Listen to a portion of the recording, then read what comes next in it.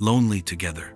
The city hummed with its usual evening noise, but inside that noise, everyone carried their own silence. People rushed home to families, to dinner, to the glow of the TV. Some hurried simply towards solitude. Their faces, reflected in shop windows, were weary, guarded, sometimes faintly smiling, more often blank. Anna sat by the window in a cafe. Her husband had promised to stop by if his meeting ended on time. She wasn't counting on it. Not because she didn't love him, but because she had grown used to this. His rare appearances, his absence even when present. Even in the same house, at the same table, it felt as though a pane of glass separated them. She caught herself scanning the passers-by, studying the faces of men.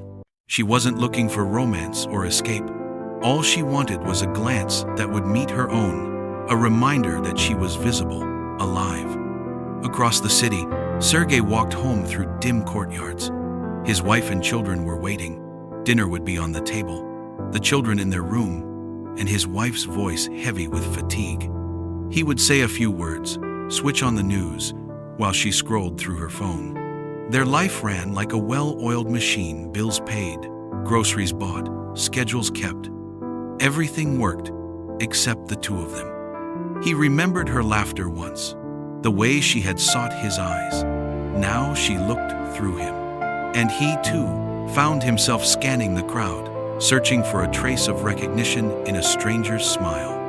Not love, not even desire, just the fragile hope of being wanted, of still mattering. Sometimes, people like Anna and Sergei lock eyes, strangers, crossing paths in a store or a bus. The moment is fleeting, but it feels like rescue. No betrayal in it, no grand confession, just the quiet recognition, me too. At home, nothing changed. Anna's husband came late, tired, ate in silence. She didn't ask questions. Sergei's wife asked about groceries, then went to put the kids to bed. Their houses were quiet, not with peace, but with a silence heavier than any fight. They lived as expected. We're a family, so everything must be fine. But inside, there was emptiness. Every evening, the same silent search. Does anyone see me? Then, one day, something shifted. That morning, while hurrying the children out the door, Anna looked at her husband, gulping down coffee between phone calls. He was near, but still behind the glass. Suddenly, she said, surprising even herself, "Hey, what if tonight we just went out? Just us. No kids, no phones. A walk?" He looked up, ready to brush it aside, too busy, too tired. But there was something new in her voice. Not demand, but plea. He hesitated, then nodded. "All right, let's try." That evening, Sergei made his own choice. His wife was scrolling on the couch. He reached for the remote, then stopped.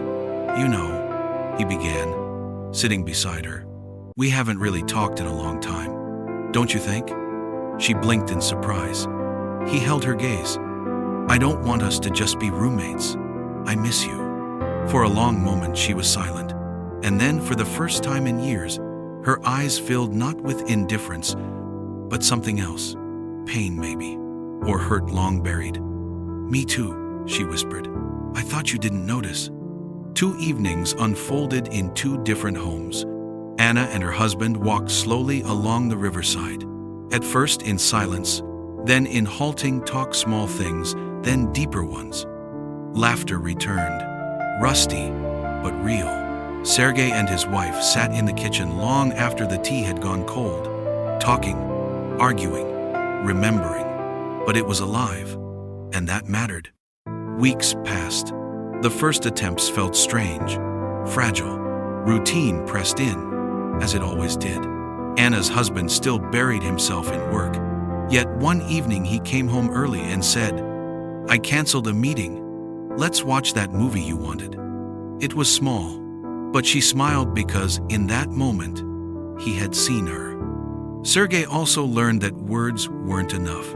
When his wife reminded him of his long silence, he didn't defend himself. He simply listened, took on more of the load, asked about her day. Slowly, her gaze softened. Miracles don't happen overnight.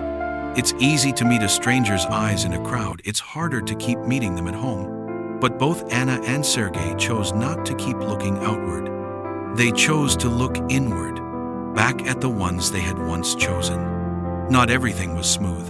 There were arguments, resentments, exhaustion, but new moments began to surface. Small jokes, rare but honest conversations, quiet signs of care. And both came to see that loneliness in marriage is not a sentence, it is a state, and states can change. All it takes is the courage to say, "Look at me, I'm still here."